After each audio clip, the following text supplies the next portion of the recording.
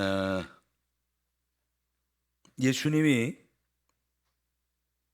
예루살렘 성 밖 동쪽에 감람산이라고 있습니다.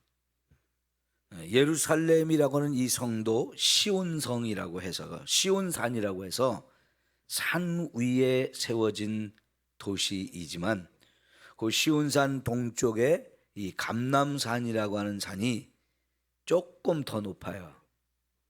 그 산 위에서 이렇게 예루살렘 성이 내려다 보이고요. 예루살렘 성 전체가 이렇게 한눈에 다 보이는 곳입니다. 그곳 정상에서 예수님이 마지막으로 제자들과 만나고 나서 거기서 제자들이 보는 가운데 하늘로 그대로 승천을 하셨어요. 여러분, 예수님이 다 그렇게 하늘로 승천하시는 모습을 본 제자들 얼마나 놀랐을까요? 저와 여러분이 가끔 그런 생각 하잖아요. 나도 날아보고 싶다. 그죠? 하늘을 자유롭게 마음껏 이렇게 날아보고 싶은 그런 때가 있어요. 근데 예수님이 자기들이 보는 앞에서 다 이렇게 하늘로 올라가는 그 모습을 그것만으로도 너무나 놀랍고 굉장한 모습이죠. 그런데 이제 거기서 더 놀라운 것은 예수님이 탁 하늘로 올라가심으로 인해서 천국이 있다는 게 너무나 분명하고 확실해졌죠. 그러죠? 천국이 있는 게 너무 분명하고 확실해졌어요. 그리고 이제 그 11절 마지막에 뭐라고 그랬습니까? 그 예수님이 하늘로 올라가는 걸 그대로 이렇게 눈이 따라 올라가면서 고개가 젖혀지면서 보고 있던 제자들의 이 눈에서 예수님이 더 이상 보이지 않는 그 상황까지 계속 올라가는 모습을 보고 있는데 이제 예수는 보이지 않게 되었는데 거기 예수님이 올라간 곳에 흰옷을 입은 두 사람이 거기 나타났어요. 근데 그게 흰옷을 입은 두 사람으로 보였지만 사람은 아니죠. 누구겠어요? 천사들입니다. 그들이 이 쳐다보고 있는 사람들에게 뭐라고 말씀하십니까? 너희 가운데서 하늘로 올려주신 이 예수는 하늘로 가신 것을 본 그대로 오시리라 하면서 재림할 것을 약속해 주셨어요. 예수님이 다시 반드시 오신다는 것을 약속해 주고 올라가셨어요. 더 이상 그 하늘을 쳐다볼 이유가 없었습니다. 보이지 않으니까요. 그래서 이제 거기 있던 사람들이 다 이제 예루살렘 성 안으로 들어왔는데 그날이 안식일이었던 것 같아요. 예수님이 하늘로 승천하신 날 그날이 안식일이었던 것 같아요. 그래서 예루살렘으로 돌아오니 이 산은 예루살렘에서 가까워 안식일에 가기 알맞은 곳이라 그랬어요. 그러니까 유대인들은 안식일을 잘 지키기 위해서 여러 가지 규정들을 만들었는데 그 중에 하나가 안식일에 걸어서 갈 수 있는 거리를 규정을 해놨어요. 그 이상 넘어가면 이건 안식일을 범하는 것이다 해가지고 그걸 금지했거든요. 그 사람들이 정해놓은 이 규정에서 볼 때 감람산이라고 하는 곳은 안식일에 걸어갈 수 있는 그 적당한 거리였다는 거지요. 그래서 그들이 이제 예루살렘으로 돌아와 가지고 들어가 그들이 유하는 다락방으로 올라가니 여기가 우리가 소위 말하는 마가의 다락방이라고 우리가 얘기를 합니다. 자, 그 마가의 다락방에 사람들이 올라갔어요. 베드로, 요한, 야고보 이렇게 쭉 얘기하면서 11명의 사도가 다 거기 있고요. 또 그 다음에 여자들과 예수의 어머니 마리아와 그랬어요. 여자들과 예수의 어머니 마리아. 그러면 이 여자들은 보통 앞에서도 우리가 보았듯이, 누가복음에서 보았듯이 예수님이 십자가에 돌아가실 때 거기까지 다 같이 갔던 여인들, 예수님이 죽으시는 모습도 다 보았고 장례 치르는 걸 보았다가 이제 안식 후 첫날 부활하던 날 새벽에 또 가서 예수님을 시신이라도 보려고 거기 갔던 여인들이죠. 뿐만 아니라 지금 예수님이 40일을 이 땅에 계시는 동안에 더 많은 사람들이 이제 예수님을 보았어요.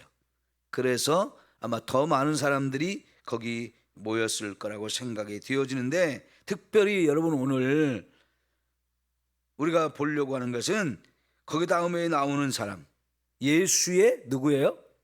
아우들이 거기 있었다는 거예요. 그리고 이 사람들이 다 마음을 같이하여 오로지 기도에 힘쓰더라 그랬는데, 저는 여기 예수님의 아우들이 와 있었다는 게 참 놀랍습니다. 마태복음, 마가복음, 누가복음 이 세 곳에 보면 예수님의 아우들은 예수님이 집을 나가서 이렇게 다니면서 가르치고 복음을 전하고 병자들을 고치고 기적을 행하는 이런 많은 일들을 들었을 때 뭐라고 생각했어요? 미쳤다라고 생각해가지고 예수님을 잡아가지고 집으로 데려가려고 왔었단 말이죠. 근데 그들이 보는 앞에서 예수님께서 누가 내 형제이고 누가 내 부모냐 이런 말을 하면서 밖에서, 집 밖에서 지금 예수님을 데려가려고 온 예수님의 어머니와 동생들 들으라고요. 여기 하나님의 말씀을 듣고 그 하나님 말씀을 따라 살아가는 이 사람들이 바로 내 어머니고 아버지고 내 동생들이다 라고 이렇게 말씀을 하셨어요. 그러면 여러분, 밖에서 그 말을 들었던 이 예수님의 어머니와 동생들 마음이 어땠을까요? 굉장히 상처를 받았을 거예요. 섭섭하고요. 예수님의 어머니와 친동생들이 왔는데 아는 체도 안 하고요, 무시를 한 것처럼 보이잖아요.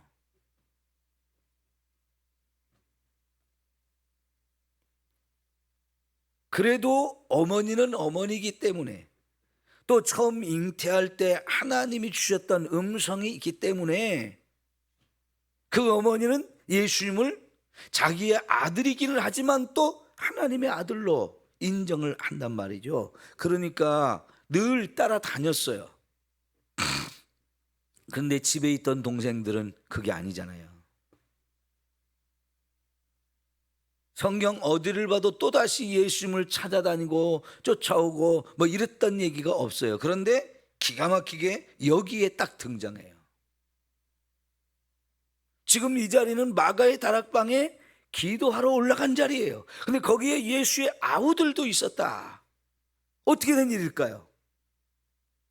예수님을 메시아로 인정하지 않았으면 절대로 여기에 있을 수 없는 사람들이에요. 그런데 이 아우들도 이 자리에 와 있었다는 거죠. 어떻게 그게 됐을까요? 자, 여러분 3절 볼까요? 그가 고난받으신 후에 또한 그들에게 확실한 많은 증거로 친히 살아계심을 나타내사 40일 동안 그들에게 뭐 했어요? 보이시며 하나님의 나라의 일을 말씀하시니라. 그러니까 부활하신 후 예수님이 40일 동안 이 땅에 계시면서 승천하기 전까지 많은 사람들을 찾아가지고 만나 주셨어요. 많은 사람들을 찾아가지고 만나요. 우리가 마태복음부터 요한복음까지 4복음서를 다 이 부분을 찾아보면 예수님이 이 사람도 만나고 저 사람도 만나고 만난 이야기가 여러 곳이 나와요. 그런데 예수님의 아우들을 만났다는, 예수님의 가족들을 만났다는 얘기는 없어요. 물론 예수님의 어머니 마리아는 만났습니다. 근데 아우들을 만났다는 얘기가 여기 없어요. 그런데 지금 그 아우들이 여기 마가의 다락방에 기도하는 자리에 함께 가서 기도하면서 예수님이 하늘로 올라가시면서 약속했던 성령을 받으려고 함께 기도하는 자리에 있다는 얘기예요. 그러면 이 제자들이, 이 아우들이 뭔가 큰 변화가 있었다는 얘기입니다. 변화. 예수님에 대한 생각이 바뀌었다는 거예요. 어떻게 그게 바뀌었을까? 추측을 해보세요. 예수님이 분명히 부활하신 후에 자기 동생들한테 찾아갔을 것 같아요? 안 찾아갔을 것 같아요? 오늘 애들 이렇게 숫자가 적다고 그러시나? 졸려요? 잠이 안 깨셨나요? 찾아갔을 가능성이 엄청 많거든요. 그러면 우리 고린도전서 15장을 한번 보겠습니다. 고린도전서 15장.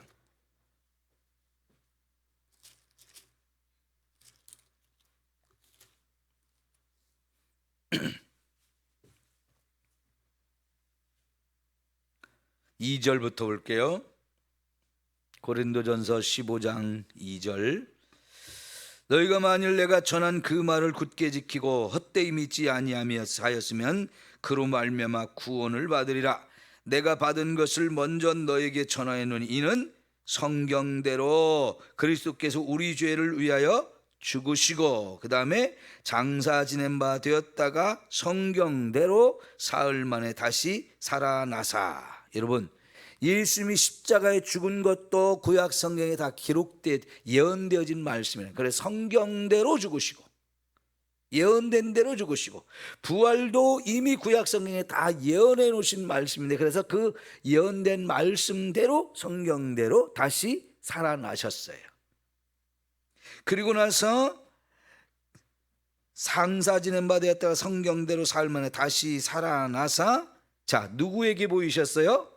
게바에게 보이셨어요. 그리고 12 제자에게도 찾아와 보여주셨어요. 그리고 그 후에 500여 형제에게 일시에 보이셨나니 그 중에 지금까지 대다수는 살아있고 어떤 사람은 잠들었으며, 그 다음에 그 후에 누구에게 보이셨어요? 야고보에게 보이셨으며 그 후에 모든 사도에게와 맨 나중에 만삭되지 못하여 난 자 같은 내게도 보이셨느니라. 자, 여러분, 6절에 보면 그 후에 500여 형제에게 일시에 보이셨다.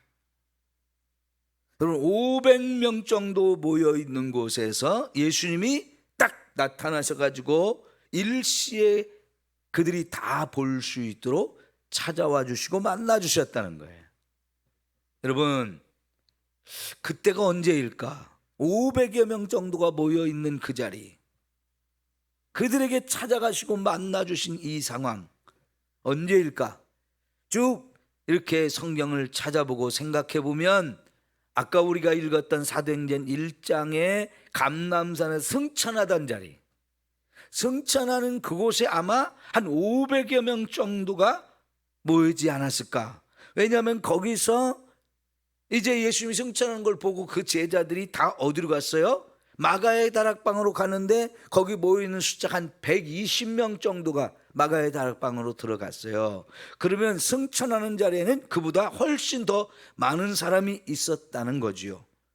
아마 그곳이 한 500명 정도가 되지 않았을까 생각이 돼요. 여러분, 그 500명 정도 모여 있는 데서 예수님이 자기를 보여주셨어요. 자, 그 중에 지금까지 대다수는 살아있고 어떤 사람은 잠들었으며 그랬는데, 거기서 예수님을, 부활하신 예수님을 만나고 하늘로 승천하는 모습을 보았던 사람들이 500여 명 정도가 된다면, 사도 바울이 막 여기저기 복음을 전하러 다니면서 고린도 교회를 지나서 에베소 교회까지 갔을 때는 굉장히 시간이 많이 지난 때예요. 그런데 그때까지도 거의 대부분 그 사람들이 살아 있었다는 얘기예요. 그러니까 지금 사도 바울이 예수님이 부활했습니다라는 얘기를 말할 때 이거는 내가 없는 이야기를 꾸며내서 하는 얘기가 아니고 수많은 증인들이 있다는 얘기를 하는 거예요. 그러면서 여기 특별히 그 중에 야고보에게 보이셨다 그랬는데, 여러분 복음서에서 야고보라는 이름을 가진 사람이 여러 명이 나와요.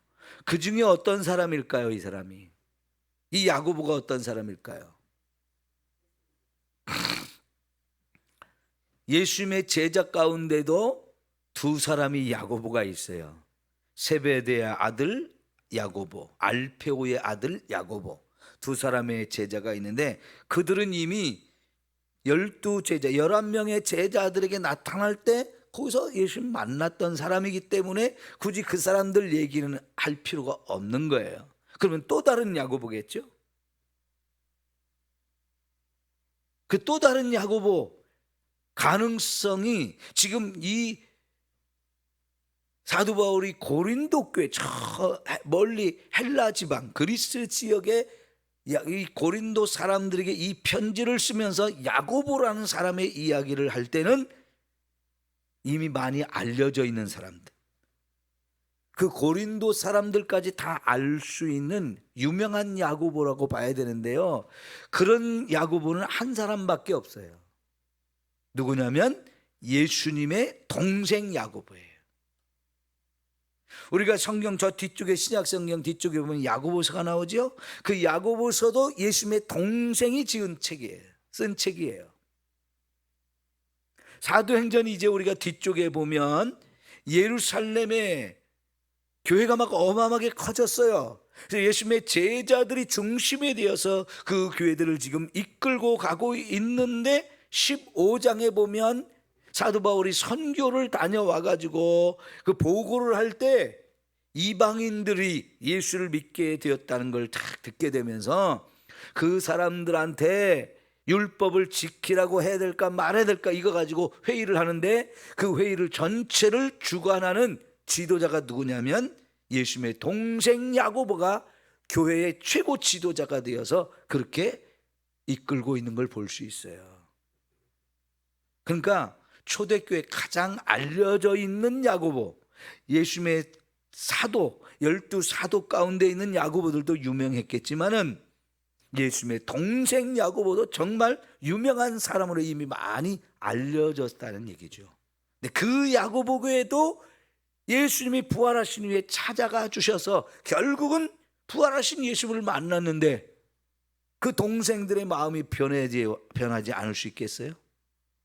우리 형인 줄만 알았는데, 육신적으로 육체적으로 우리 형으로만 알았고, 그래서 집 떠나서 그렇게 할 때 우리 도저히 이해가 안 가서 미쳤다고, 빨리 집으로 데려와야 됐다고, 집안 망신시킨다고 그렇게 생각했던 우리 형인데, 우리 형이 넘어서 그분은 하나님의 아들이고 우리를 구원하러 오신 메시아가 확실하구나, 이거를 확실하게 깨닫고 믿게 되었다는 얘기죠. 예수님이 부활하신 이후에 사람들을 찾아다니고 만나주신 이유가 여기에 있어요. 예수님의 부활에 대해서 믿지 못하는 그 많은 사람들, 부활이 역사적으로 분명하게 확실하게 일어난 사건이라는 것을 확인시켜주고, 그래서 예수님이 우리의 구원자요 하나님의 보내신 메시아라는 것을 깨닫고 믿게 하려고 계속 찾아다닌 거지요. 그 중에 예수님이 자기 가족, 자기 어머니와 동생들을 찾아가서 그렇게 믿게 해 주신 거죠. 아까 사도행전 1장에는 예수님의 아우들이라고 그랬으니까 이 야고보만이 아니고 모든 동생들이 다 거기 함께 와 있었을 것 같아요. 마태복음에 보면 동생들의 이름이 나오거든요. 한 6명 정도 돼요. 여러분, 예수님은요 지금도 살아계시죠? 하늘로 올라가신 그 하늘에 지금도 살아계시죠? 그 하늘에서 이렇게 세상을 구경만 하고 계실까요? 구경만 하고 계시는 분이 아닙니다. 지금도 이 땅에 수많은 사람들을 찾아와 주시고 만나 주시는 분이에요. 저와 여러분도 그 하나님을 만나자고, 그 예수님을 만나기를 소원하면 언제든지 저와 여러분을 찾아와 주시고 만나 주십니다. 그래서 그 예수님이 오늘 저와 여러분과 늘 동행하는 삶을 사셔요. 마태복음 28장 마지막 20절에 볼지어다 내가 세상 끝날까지 너희와 항상 함께 있으리라 그랬어요. 여러분, 저와 여러분이 믿음을 가지고 사는 동안에 주님은 얼마든지 저와 여러분을 지금도 찾아와 주시고 만나 주셔요. 예수님이 지금 우리가 아까 사도행전에 읽었을 때는 승천하시기 전에, 부활하시고 승천하시기 전에 부활하신 자신의 몸을 직접 가지고 찾아가지고 만나주고 해서 믿게 해 주셨는데, 여러분 여기 고린도전서 15장에 이 고린도전서를 쓰고 있는 바울이 맨 나중에 만삭되지 못하여 난 자 같은 내게도 보이셨다, 내게도 그분이 찾아와 주셨다라고 사도 바울이 자기 신앙 고백을 해요. 근데 여러분, 사도 바울은 예수님을 언제 만났어요? 승천하신 후에 만났어요.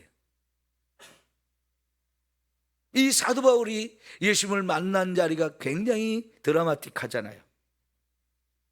예수님을 믿지 않았어요. 메시아로 인정하지 않았어요. 오히려 예수님 막 대적하고 예수님을 믿으면 안 된다고, 사람들 못 믿게 해야 된다고, 믿는 사람도 이제 믿지 못하게 해야 된다고 하면서 예루살렘에서만 그 일을 한 게 아니고 저 먼 곳에 있는 다메섹이라고 하는 도시까지 막 가서 거기서 예수 믿는 사람들 잡아다가 옥에 가두려고 사람들을 데리고 제사장의 허락을 받아가지고 막 가던 길에 갑자기 말에서 뚝 떨어졌죠. 왜요? 하늘에서 강한 빛이 그게 탁 내리쬐니까 갑자기 이제 떨어지게 되고, 그래서 앞이 보이지 않는 상황이 됐어요. 그래서 막 더듬거리며 어찌할 바를 모르고 있을 때 음성이 들렸죠. 바울아 바울아, 사울아 사울아 하면서 왜 내가 나를 핍박하느냐, 가시채를 뒷발질 하느라고 왜 헛고생을 하냐가 이렇게 말씀하셨어요. 누구십니까? 그랬더니 나는 내가 핍박하는 예수다 하면서 직접 찾아와 주셨잖아요. 눈으로 본 게 아니에요. 눈이 멀었으니까요. 눈으로 본 게 아닌데 음성이 들리잖아요. 나는 네가 핍박하는 예수다. 여러분, 그렇게 얼마든지 예수님은 우리를 찾아와 주시고 만나 주실 수 있는 분이에요. 여러분, 제가 어제 수련회 갔다가 오면서 새롭게 와서서 간증을 들었는데, 어느 목사님이 당뇨가 심해가지고 두 눈이 다 망막 분리가 일어나서 앞이 보이지 않아서 한쪽 눈은 이미 몇 년 전에 그렇게 됐고 또 다시 한 눈이 그래가지고 그 눈을 수술하라고 병원에 가서 그 눈을 한 번 수술했다가 또 좀 문제가 생겨서 또 두 번째 입원을 해서 전혀 앞이 보이지 않았는데, 두 번째 입원했을 때는 어른들 병동이 없어서 어린아이들 병동에 입원을 했대요. 수술을 하고 병실에 이렇게 혼자 누워서, 성격이 내성적이라 커튼 탁 치고 그냥 요 커튼 안에 병실에 탁 누워 있었는데요, 갑자기 복음성가 소리가 들리더래요. 하나님은 너를 지키시는 자, 이런 복음성가가 들리는데 그 복음성가가 들리는 순간 너무 감동이 되더래요. 근데 가만히 보니까 저쪽 대각선에 조그만 여자 어린아이를 수술을 해가지고 거기 있는 엄마가 이 아이를 붙들고 이렇게 복음성가를 불렀던 거예요. 근데 그 아이가, 여자아이가 조그만 애인데 거실에서 소파 위에 올라가서 딱 밑으로 내려 뛰었는데 눈이 찔린 거예요. 연필같이 뾰족한 그거에 눈이 찔려가지고 완전히 실명을 한 거예요.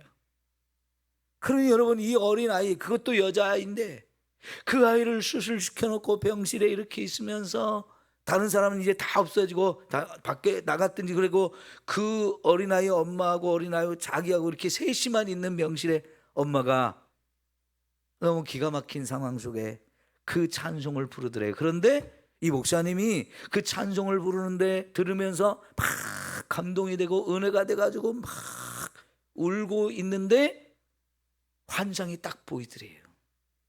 환상이 보이는데 그 엄마하고 어린 딸이 병실에, 엄마는 간병인 거기에 앉아 있고 딸이 거기 침대에 걸터 앉아서 서로 마주 보면서 엄마가 손을 잡고 그 찬송을 부르는 환상이 보이더래. 자기 눈은 이미 안 보이기 때문에 그렇게 있는지 없는지 모르는 상태거든요. 커튼까지 쳤으니까 보지도 않고 있는 상황이거든요. 그런데 그런 모습으로 환상이 다 보이는데, 여러분 놀랍게도 예수님이 그 엄마를 다 안고 있는 모습이 보이더라는 거예요. 이미 목사님도 수술을 해가지고 앞이 안 보이는데 그런 환상이 보이더라는 거예요. 그래서 도저히 더 이상 그렇게 있을 수가 없어가지고 일어나서 더듬덕 하면서 그 엄마한테 가가지고 제가 지금 하고 싶은 얘기가 있다고 하면서, 나도 지금 앞이 보이지 않아서 지금 어머니하고 딸하고 어떻게 있는 상태인지 모르겠는데 내가 지금 환상을 보았는데, 이 찬송을 부르고 있는 어머니를 예수님이 안고 계시는 환상을 보았다고. 그 말을 듣자 어머니가 팍 주저앉으면서 팍 눈물을 흘리더래요. 그러면서 목사님이 내가 어머니와 이 딸을 축복해 주고 싶다고. 내가 목사인데 나도 눈이 안 보이고 수술을 해서 보이지 않는데 지금 축복해 주고 싶다고. 그래서 막 그분을 붙들고 너무나 간절한 마음으로 축복 기도를 해 주었대요. 여러분, 눈이 보이지 않아도 볼 수 있는 분이 예수님입니다. 네? 눈이 보이지 않아도 볼 수 있는 분이 예수님이에요. 꼭 눈으로 보여서만 보이는 게 아니에요. 예수님은 얼마든지 저와 여러분을 지금도 찾아와주고 만나주시는데 그 예수님을 우리가 만나야 됩니다. 만나면 변하는 거예요. 만나면 달라지는 거예요. 믿음이 생기는 거예요. 확신이 생기는 거예요. 이런 은혜가 오늘 저와 여러분 모두에게 있기를 축원합니다. 아직도 수많은 사람들이 하나님을 믿으라고 하면 봤어? 천국이 있고 지옥이 있다고, 그래서 우리 지옥 가지 말고 천국 가자 그러면 봤어?